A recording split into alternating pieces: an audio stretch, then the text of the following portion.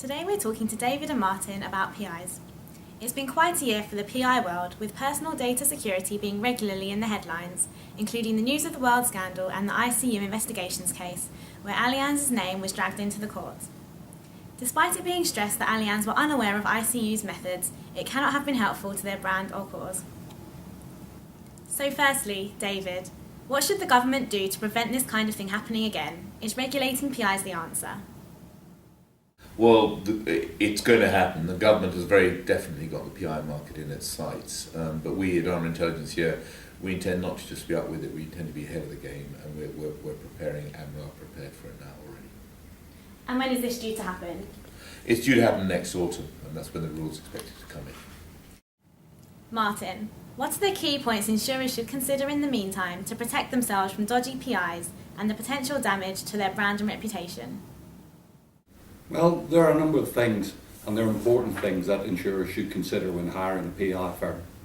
Carrying out due diligence, as you would with any service provider that you have, checking references, and asking to see examples of previous work. Once an insurer makes the PI hire, what should they do?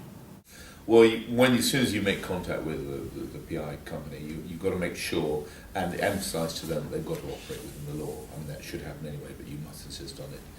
Ask for full disclosure of how they work, what their modus operandi is. And as, for example, I'd suggest you request to see case file diaries. Whatever happens, it's vital that they tell you exactly what they're doing, and transparency is vital. What else should insurers think about, Martin? Well, insurers should always be happy with the content of the reports that they're receiving from private investigators. They should review the schedules to make sure that the unused material has been obtained legally, and they should question any anomalies to make sure that their agents are acting within the law. David, anything to add? Well, I think all the points of detail are important, but the most important thing overall is that you've got to work with a reputable firm.